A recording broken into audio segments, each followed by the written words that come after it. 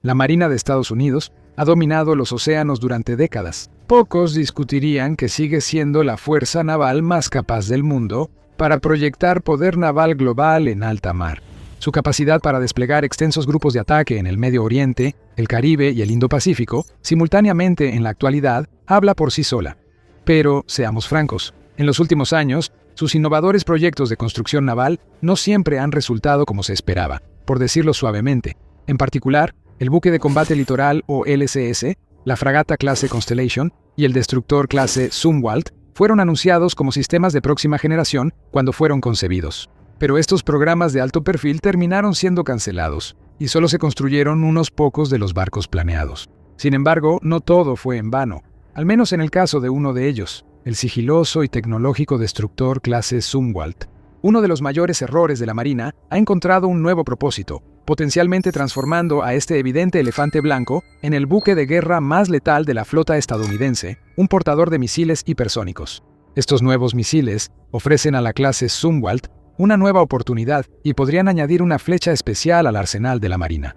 Misiles hipersónicos. La medida es innovadora, relevante y exactamente lo que se necesitaba. Como escribió hace poco el experimentado analista y ex miembro del personal del Congreso, Brandon J. Weichert, el fracaso del destructor clase Zumwalt se puede resumir en dos palabras: desastre total. Por supuesto, no se suponía que fuera así.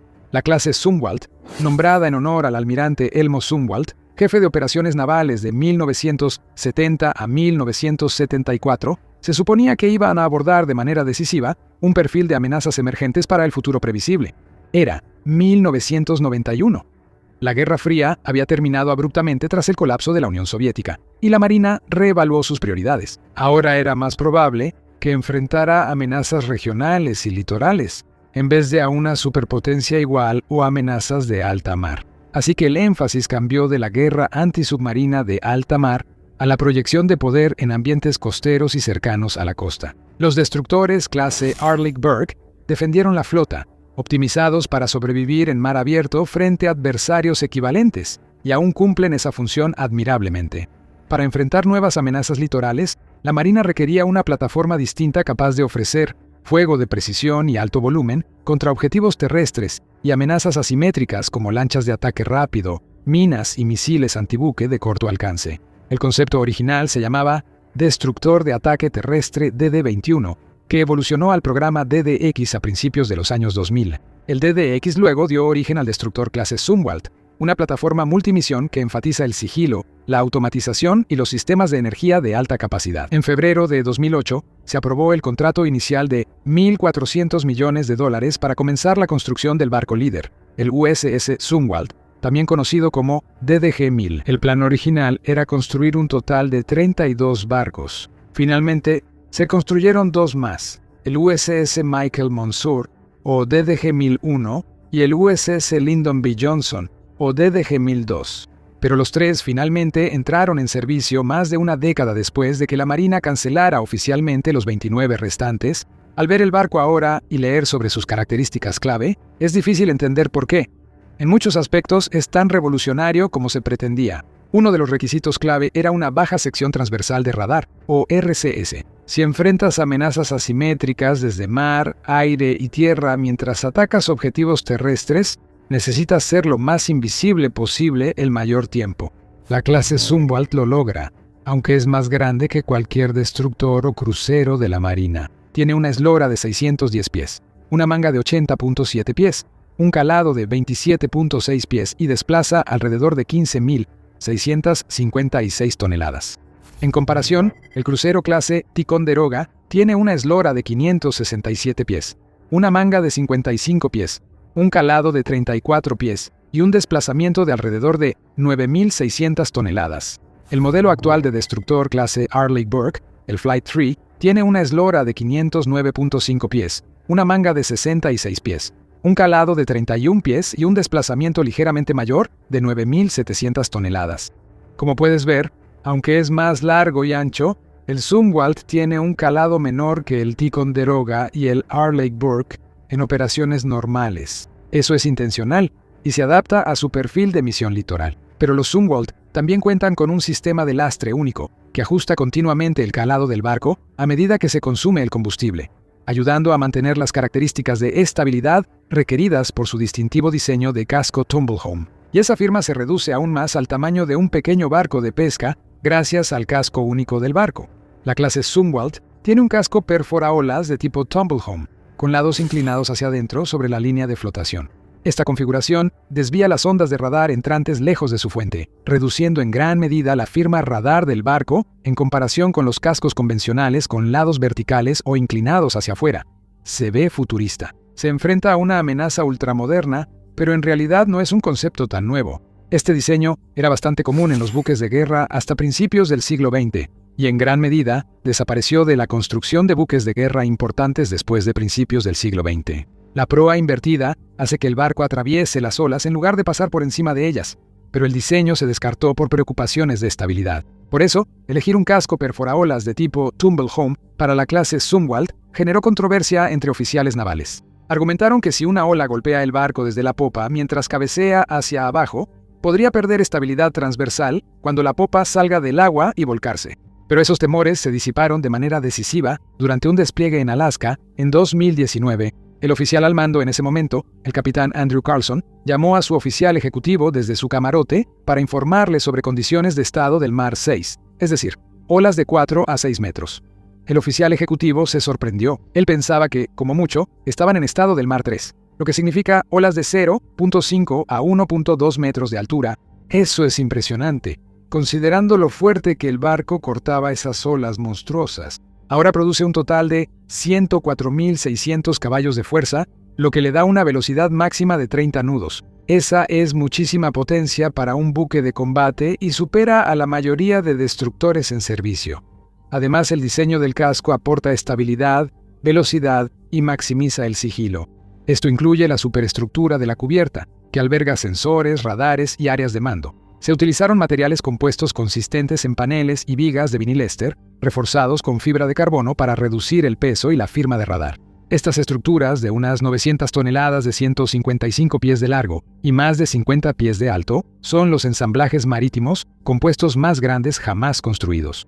Tanto dentro como fuera de la superestructura de cubierta, hay sensores activos y pasivos para operaciones multimisión, como detectar amenazas aéreas, de superficie y submarinas. Estos sensores alimentan el Total Ship Computing Environment, un sistema de gestión de combate de arquitectura abierta y distribuida creado por Raytheon. Integra radares, sonares, sistemas de guerra electrónica y sistemas de armas para la toma de decisiones en tiempo real y respuestas automatizadas. Así que los Zumwalt son tan avanzados como parecen.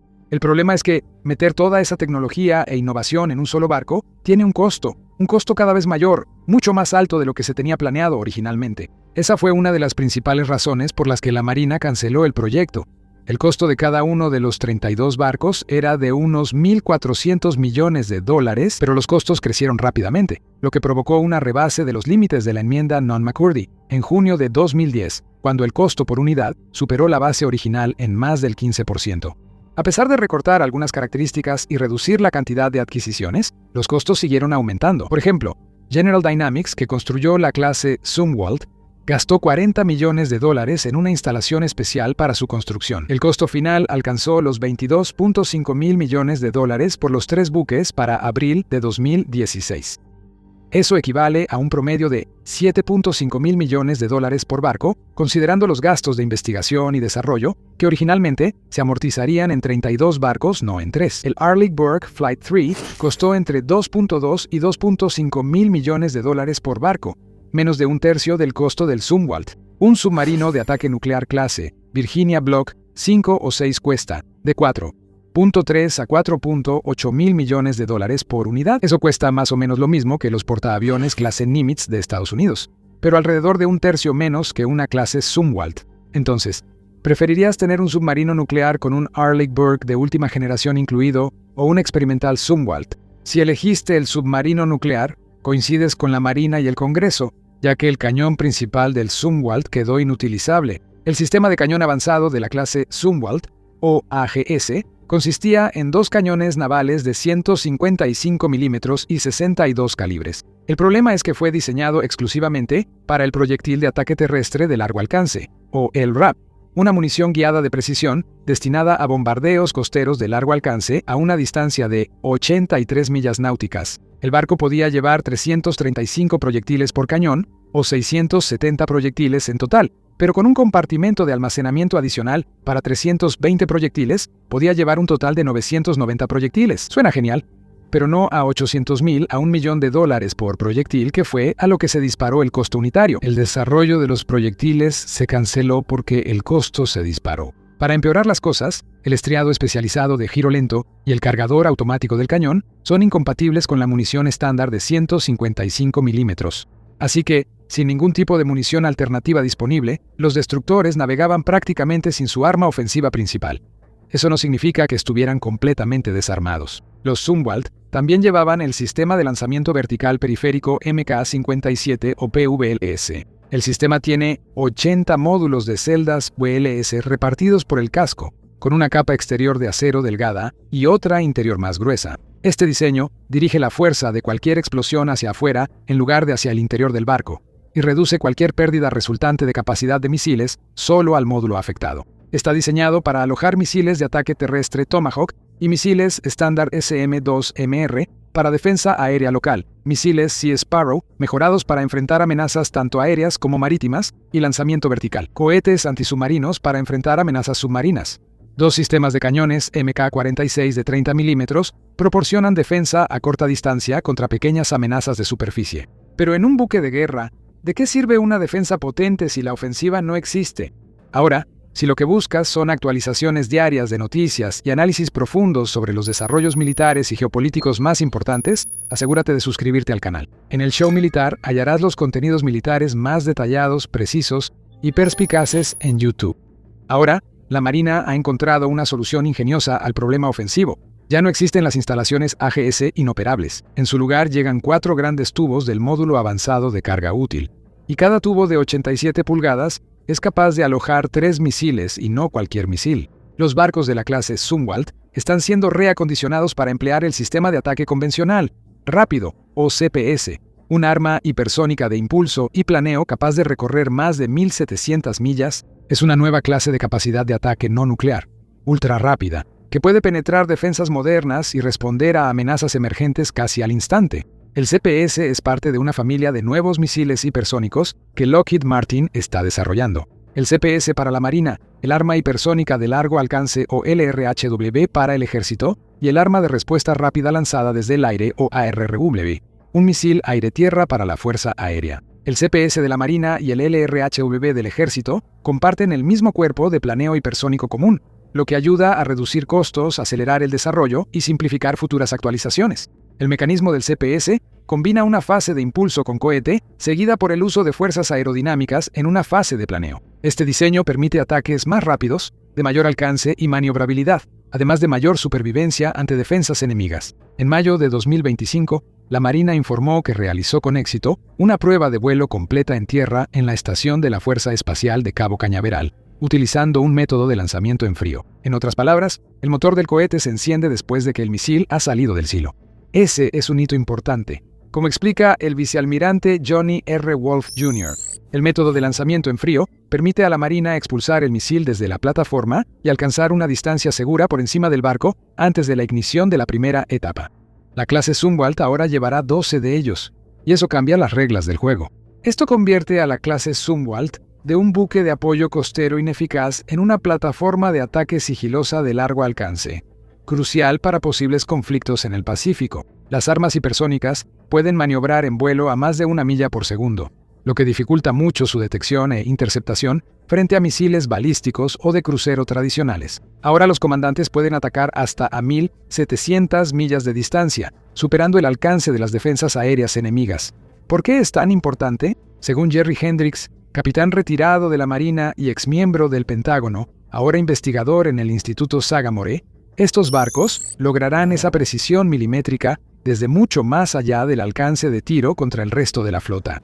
Además, por su baja sección transversal de radar, podrán operar mejor en zonas donde los adversarios aplican estrategias de negación de área que alejarían a otras plataformas. El tiempo de respuesta del enemigo disminuirá notablemente. Un misil Tomahawk tarda cerca de 1 hora en llegar a un objetivo a 500 millas, El CPS alcanzará el mismo objetivo en 10 minutos. Puede viajar desde Guam hasta el estrecho de Taiwán en solo 30 minutos, pero aún no está claro cuán fuerte será su impacto cuando llegue. Se sabe que el sistema utiliza una ojiva similar a la del sistema de misiles hipersónicos terrestres Dark Eagle, el Cuerpo Común de Planeo Hipersónico, o CHGB. Se ha informado que la ojiva del Dark Eagle pesa menos de 13.6 kilogramos. Muchos drones FPV ucranianos de $500 llevan más. Pero la principal fuerza destructiva aquí la proporciona el impacto cinético del vehículo hipersónico. Según los militares, el misil está diseñado para destruir un área del tamaño de un estacionamiento. Así que, presumiblemente, el peso de la ojiva indica que es esencialmente una carga explosiva diseñada para dispersar los elementos de impacto para que golpeen objetivos en un área determinada.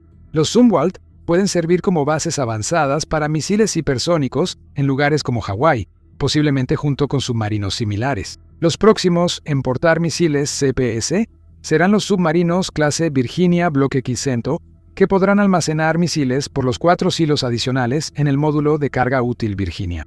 Para este nuevo perfil de misión, también se desarrolla una mejora que aumentará la autonomía y el alcance. Con el auge de China y un ejército popular de liberación cada vez más capaz, los 3 destructores clase Zumwalt han sido sabiamente reasignados para lanzar misiles hipersónicos a objetivos estratégicos. Extender el alcance operativo del Zumwalt y su capacidad para permanecer en la zona solo mejora este conjunto de misiones. Estas modificaciones adaptan los tanques de lastre de agua salada del barco para aumentar la capacidad de combustible. También se planean más modificaciones para aumentar la cantidad de combustible que la clase Zumwalt podría recibir durante el reabastecimiento, para tener en cuenta el almacenamiento incrementado. Esto permitirá que las primeras plataformas de ataque hipersónico de la Marina permanezcan más tiempo en el mar, una capacidad crucial para misiones de disuasión en el Indo-Pacífico. Así que es fácil ver por qué la Marina ha decidido intentar revivir al Zumwalt con armas hipersónicas y ver exactamente cómo encaja el nuevo papel del barco en la estrategia cambiante de Estados Unidos, especialmente en el Indo-Pacífico. ¿Pero realmente son suficientes 12 misiles hipersónicos para justificar tanta emoción? ¿O todo esto terminará siendo solo más miles de millones absorbidos por la falacia del costo hundido? Bueno, tendremos que esperar y ver. Afortunadamente, no tendremos que esperar mucho para una evaluación inicial. Se informa que el USS Zumwalt será reincorporado más adelante en 2026. Tras 3 años en dique seco, fue visto a inicios de año realizando pruebas en el mar. Los demás destructores clase Zumwalt serán actualizados al mismo estándar más adelante. Ya comenzó el trabajo de modernización en el tercer barco de la clase Zumwalt, el USS Lyndon B. Johnson. Ya se completó el desmantelamiento de la torreta de artillería frontal y el retiro de equipo excedente, y se espera que el barco regrese al servicio para cuando el segundo barco de la clase, el USS Michael Monsoor, entre al dique seco en 2027 para su mantenimiento programado. Así que pronto veremos qué tipo de diferencia hacen los hipersónicos en el mar y no solo en teoría. Podremos ver si en el dique seco ya resolvieron el otro gran defecto de la clase Zumwalt: problemas persistentes de confiabilidad. Hasta cierto punto, eso es de esperarse dado la integración completa de tecnologías no probadas. El sistema de propulsión eléctrica integrada y la amplia automatización, por ejemplo, han provocado fallas frecuentes en el equipo. Durante sus pruebas iniciales en el mar en diciembre de 2017, el USS Monsoor experimentó problemas de propulsión debido a la intrusión de agua de mar en los componentes eléctricos, lo que acortó las pruebas y, en última instancia, retrasó su entrega. En otro ejemplo destacado, se produjo una avería en la propulsión durante el tránsito por el Canal de Panamá en 2016. Este evento evidenció vulnerabilidades en la distribución eléctrica y materiales compuestos relacionados con la furtividad, lo que incrementó el mantenimiento y disminuyó la disponibilidad operativa. Estos problemas iniciales se agravaron por depender de sistemas nuevos sin suficiente validación en el mar. Sin duda, habrá más problemas iniciales con la instalación del sistema CPS, que aún está en desarrollo, y todo esto seguramente sumará miles de millones más a el ya absurdo costo. El CPS no va a ser barato. Aunque muchos han recibido con agrado el nuevo papel de Zumwalt, otros dudan si reutilizarlo justifica el costo y los recursos. Incluso si todo sale bien y el nuevo Zumwalt se convierte en el barco más letal de la Marina de los Estados Unidos, solo hay 3, y esos son todos los que habrá. ¿Qué tan significativo o importante puede ser el impacto de 3 barcos en la fuerza total, especialmente en comparación con los destructores más grandes de la clase Arleigh Burke de la Marina y los futuros buques de guerra planeados. Si los costos de la actualización hipersónica se mantienen según lo proyectado, algo incierto por el historial del Zumwalt, integrar el CPS podría sumar unos $452 millones a cada barco de la clase Zumwalt. Digamos que son $1.500 millones entre los tres. Tal vez ese dinero podría usarse mejor en otra parte. Un número creciente de expertos ya siente que la era de los enormes buques de varios miles de millones de dólares, como los portaaviones y destructores, ha llegado a su fin, y que la nueva era estará dominada por embarcaciones navales no tripuladas. Ucrania básicamente expulsó a la flota del Mar Negro de Rusia del occidente del Mar Negro usando drones aéreos y navales. Mientras tanto, Estados Unidos ha tenido que enfrentarse directamente con drones y misiles antibuque iraníes y hutíes, mientras continúa sus operaciones en el Golfo Pérsico, el Golfo de Adén y el Mar Rojo. Por esos $1.500 millones, la Marina podría comprar alrededor de 5 grandes buques de superficie no tripulados armados con misiles o USVs. O podría comprar algo así como 25 drones de superficie, medianos, multipropósito, o alrededor de 12 submarinos autónomos de largo alcance. El enfoque de flota híbrida brinda más cantidad, sensores distribuidos y menor riesgo para la vida humana que una sola plataforma tripulada de alto valor. Pero afectaría el temible poder de alcance ultralargo de un Zumwalt con misiles hipersónicos. Es decir, si esta vez finalmente termina funcionando como la Marina espera.